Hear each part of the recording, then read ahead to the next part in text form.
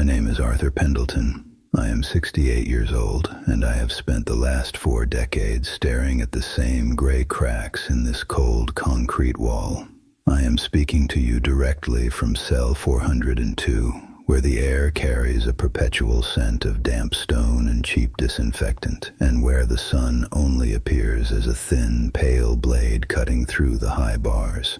I took a man's life. Not because I was a criminal, but because I was a fool incapable of swallowing 5 minutes of wounded pride, and now those minutes have become my entire existence.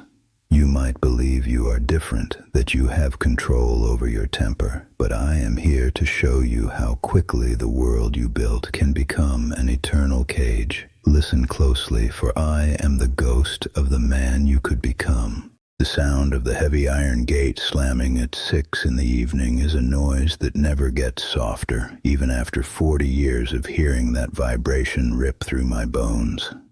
I feel the metal groan as I sit on this thin, irregular mattress, facing an aluminum sink that reflects a face I barely recognize anymore, carved by regret and institutional silence. I am not here asking for your pity, for a man who trades his daughter's growth and his wife's touch for a moment of hollow vengeance deserves the absolute solitude of these cold walls. I say this because I have nothing left but my words and the crushing weight of a truth that arrived too late to save me. This is the story of how I destroyed everything I loved in the exact time it takes to light a cigarette before this concrete swallowed me whole. I was just Arthur from the assembly line, a 28-year-old man with hands always stained with oil and shoulders heavy from the exhaustion of the auto parts factory. I woke up before the sun to ensure that nothing was missing from the table of that small rented house where my 3-year-old daughter's laughter was the only sound that truly mattered at the end of the day. I had a wife who still looked at me with admiration, and a future that, although simple, seemed as solid as the steel I shaped 12 hours a day under fluorescent lights. I was an ordinary worker, proud of my physical strength and my ability to provide for those who depended on me in that industrial neighborhood of poorly lit streets. I didn't know it, but I was living the peak of an invisible and dignified happiness. I grew up learning that a man without respect has nothing, and in my neighborhood, respect was an expensive currency that was often confused with aggression and silence. The wooden houses were cramped, the sidewalks were cracked, and the air always had that metallic taste of soot coming from the chimneys of neighboring factories. I had this short temper, a fuse that burned fast when I felt someone was crossing the line or threatening what was rightfully mine. In my young and ignorant head, backing down from an insult was a sign of weakness, and I preferred violence to the feeling of being belittled by anyone. This wounded pride was the poison I carried in my blood, a time bomb waiting for the exact moment to detonate all the security I believed I was building with so much sweat and effort. My Friday nights were the highlight of this normalcy that today seems like a dream from another life, something that happened to another person in another world. I would sit on the small porch of my house, opening a bottle of cheap beer and smelling the mixed scent of freshly cut grass with the persistent odor of gasoline coming from the streets. The silence of the night was only broken by the sound of crickets and the distant engine of some truck passing on the main avenue, and I felt like the king of that small property. I looked inside and saw the lights on, knowing that my safe harbor was just behind the front door, protected by me. I felt an ignorant peace, a calm that precedes disaster, never imagining that the smell of grass and freedom would be replaced by the smell of mold in this lonely cell forever. I had just finished a double shift, 16 hours straight on that noisy assembly line, and my bones throbbed under my tired skin as I parked the car on that same dark street. What I saw paralyzed my heart for a second. The neighbor, a man embittered by alcohol, was kicking my mailbox while screaming filthy insults at my wife, who was trembling at the door of our house. Instead of going inside, locking the door, and waiting for the world outside to calm down, I felt that suffocating heat of pride rise up my neck, clouding any scrap of reason I still possessed. I didn't see a sick man or a problem to be solved by the police. I saw a direct attack on my honor as a provider under the pale light of the sidewalk post. There, in that fraction of a second, I decided that respect was worth more than my own soul. I walked to the trunk of the car with a calmness that haunts me today, feeling the cold metal of the tire iron against my calloused palm while the world around me seemed to vanish. The yellow blinking light of the street post created grotesque shadows on the damp asphalt as I advanced, ignoring the muffled cry of my wife who begged me to stop and go into the house. The first blow was driven by 40 years of accumulated frustrations that I didn't even know I carried, and the weight of that metal transformed my fury into something physical, raw, and absolutely uncontrollable. It was exactly 5 minutes of blind violence, a time lapse where time stopped running, and the only thing that existed was the dry sound of steel meeting resistance and the heavy breathing of a cornered animal. I was no longer the father or the husband. I was only the rage. The silence that followed the last blow was the loudest sound I have ever heard in my life, an ear-splitting void that cut through the cold air of that Friday night. I looked down and saw what was left of a man on the damp asphalt, and the scream of pure terror from my wife was what finally brought me back to the cruel reality. The tire iron slipped from my hand, clinking on the ground with a metallic sound that I still hear every time I try to close my eyes in this gray cell. I smelled dust and blood, realizing with a lethargic clarity that those 5 minutes had just erased the next 4 decades of my existence and everyone I loved. I was still there, standing on the sidewalk, but the Arthur who possessed a dignified life had just died along with that man. The red and blue lights of the police cars began to swirl against the wooden walls of the neighboring houses, transforming my street into a nightmare scenario that I never imagined inhabiting. The lethargic shock paralyzed my movements as the fury that had dominated me minutes before evaporated, leaving only a sharp cold in my stomach and the deafening sound of the approaching sirens. I felt the metallic and icy click of the handcuffs locking on my wrists with a pressure that seemed to crush not just my flesh but my entire immediate future. I was pushed into the hard plastic back seat of the patrol car, where the smell of sweat and disinfectant marked my first real perception that freedom was over. Through the dirty glass, I saw my wife collapse on the sidewalk, clutching our daughter, an image that became my last memory of real life. The trial was a succession of cold faces and technical words that seemed to describe a monster I didn't recognize in the mirror, but that I myself had released that night. Sitting on that hard wooden bench in the courtroom, I heard the judge read my life sentence with the possibility of parole only after 40 long years of continuous incarceration. The sound of the gavel hitting the oak table was the definitive period on my story as a free man, a dry noise that echoed in my head for months on end. I looked to the back of the room and saw the void in my wife's eyes, a mixture of fear and desolation that hurt me more than any physical conviction. There, between lawyers and guards, I realized that the pride I had defended so much had just isolated me from the world in an irreversible and brutal way. The first night in this cell was the beginning of a silence that lasts until today, a heavy stillness that is only interrupted by the metallic sound of the gates being locked in unison. When the guard slammed the grate and the bolt slid shut, I understood that the Arthur from the factory, the father who played in the yard, and the husband who drank beer on the porch had legally ceased to exist. I lay down on this same thin, irregular mattress, feeling the cold of the concrete seep through the fabric of my orange uniform, while staring at the fluorescent bulb that never seemed to turn off completely. The smell of mold and crowded people began to soak into my pores, replacing forever the scent of the flowers in my old garden and the smell of soap from my house. In that moment, institutional loneliness became my only companion, and the weight of guilt began to slowly suffocate me. The third year of my sentence arrived, carrying the end of the last bridge that connected me to the real world, brought by a brown envelope that slid across the cold metal counter of the visiting room. I remember the smell of old coffee in Jew room while my trembling fingers opened the divorce papers signed by a woman I promised to protect, but whom I ended up abandoning in the vacuum of a cell. She didn't come to say goodbye in person. She just left her mark on an official document, sealing the silence that would settle between us for the rest of our lives.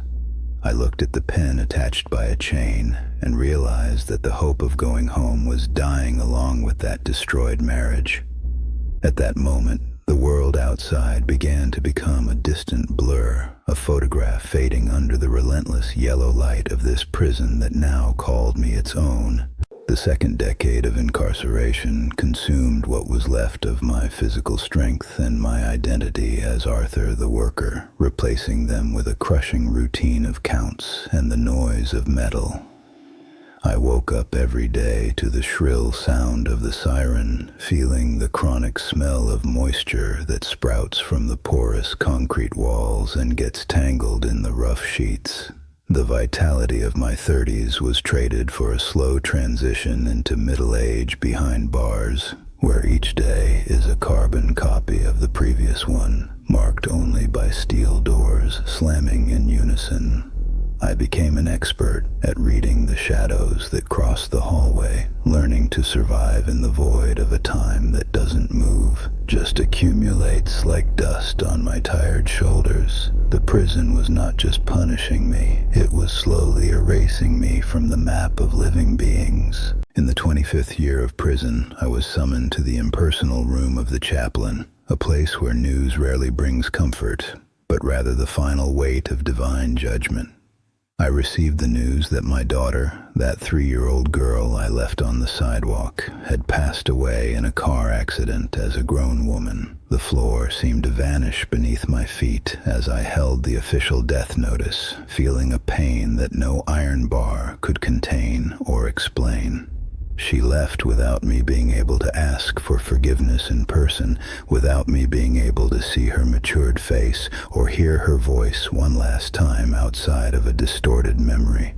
There, in GU cold room, I understood that my crime had not only taken the life of a neighbor but had silently murdered my right to be a father and to exist for her. Institutional aging is a slow and cruel transformation, where the strong man from the assembly line gave way to a gray-haired old man with a chronic cough that echoes in the early hours. My hands, which used to shape steel parts with precision, now tremble slightly as I hold a plastic mug, and my joints complain of every step taken in the cement yard. Physical pains became constant reminders that time does not forgive those who are locked up, acting like an invisible jailer that corrodes the flesh while the mind tries not to go insane. I wander through the yard under the indifferent gaze of the watchtowers, feeling that the system no longer tries to punish me with the same intensity as before. Now, it just stores me like an old, useless object. I am a broken part in a human warehouse waiting for the final engine to stop working for good. 40 years of incarceration mean 14,600 nights listening to the breathing of other desperate men and the mechanical sound of keys turning in heavy locks. I saw young people come and go. I saw governments change, and the world outside transform into something I only know through a grainy television in the common room. My external ties evaporated like water on hot asphalt. leaving only the void of an existence that was abruptly paused on a night of fury and never resumed its course. Wasted time is a ghost that sits with me at every meal, whispering about the parties I didn't go to, the hugs I didn't give, and the life I threw in the trash for pure pride. In here, time is not a measure of progress, but an accumulated weight that drags me to the bottom of a cell where silence is the only truth. I spent years telling myself that I did what I had to do, that any real man would have protected his door with the same fire. It was a comfortable lie, a shield I used to keep the cold of this cell from reaching my heart in the first decades.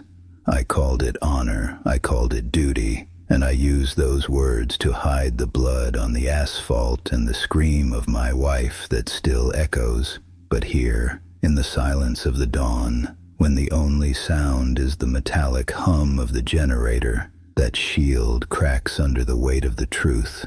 I didn't kill that man to protect my family. I killed him because I couldn't stand the idea of appearing small or weak. My pride was a monster that I fed with my own future, and now he is the only one left to devour me in the dark. Surviving here requires a thick shell, a mask of indifference that you wear every morning, along with your orange uniform, so as not to be swallowed by the wolves. For a long time, I confused this hardness with strength, believing that the same aggressiveness that brought me here was what would keep me alive between these concrete walls. But the truth is that this shell is just a coffin I built for myself ahead of time, a hiding place for a man who is terrified of admitting he was an emotional coward. The conflict eats away at me with every count. On one side, the prisoner who doesn't bow his head. On the other, the old man who shrinks when the lights go out. I realized that my anger was never a shield, but a chain that bound me to this floor long before the judge hit the final gavel. I came back from the infirmary today, dragging my feet down the hallway that seems to have grown a few meters every year I spend in here. My heart, tired of pumping blood to a body that has nowhere to go, complains with every beat under the rough fabric of this uniform that has already become my second skin.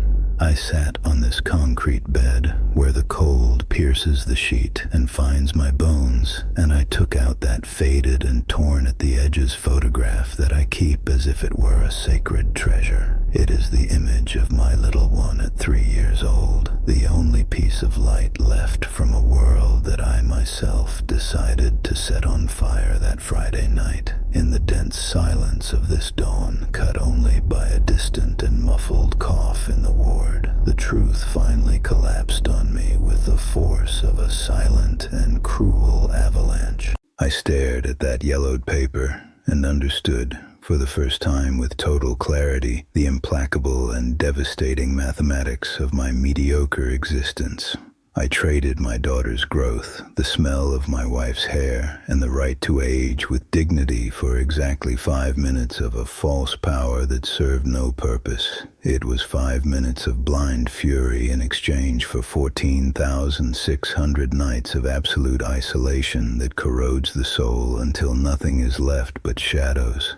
I realized, with a pain that no infirmary medication can erase, that the real prison is not these iron bars or high walls, but the mind that reminds me every day that I chose to be here.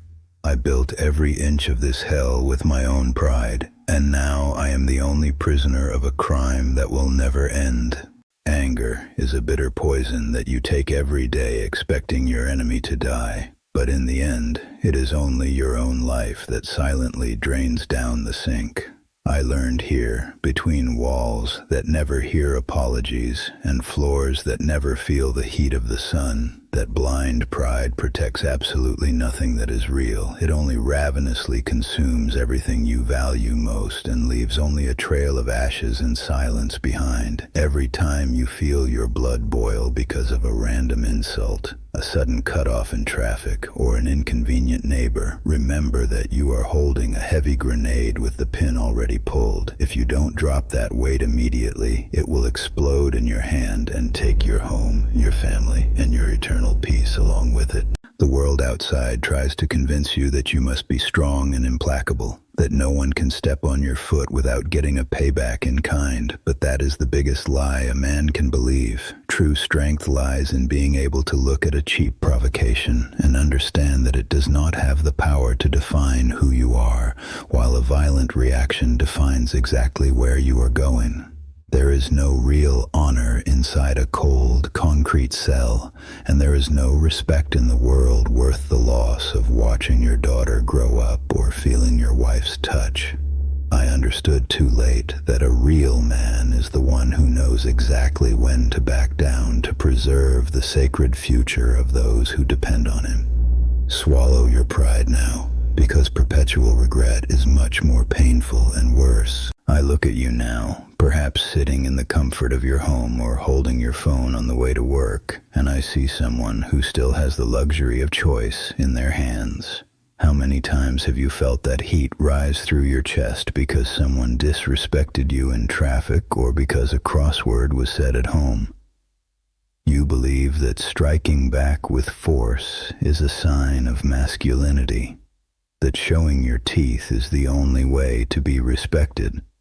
But I am living proof that this is the deadliest trap there is. Every time you choose the explosion instead of the silence, you are rolling the dice with your destiny and betting everything you love for a victory that lasts seconds. Don't wait to get where I am between walls that don't hear sobs to understand that the greatest courage is knowing how to retreat. The silence here is heavy, but the weight of your conscience out there can still be avoided if you know when to lower your guard. In a few moments, the guard will pass through the hallway, and the sound of metal hitting metal will seal another night of my life in this gray concrete tomb, while you still have the whole sky to look at. Don't let a moment of blind fury put out the light of your future, and turn your story into a lonely whisper like mine is now. We share these confessions so that my end is not your beginning. Wisdom that does not prevent tragedy is just a useless burden. What was that moment in your life when you let pride take control, and what did you almost lose forever because of it? Write it in the comments below.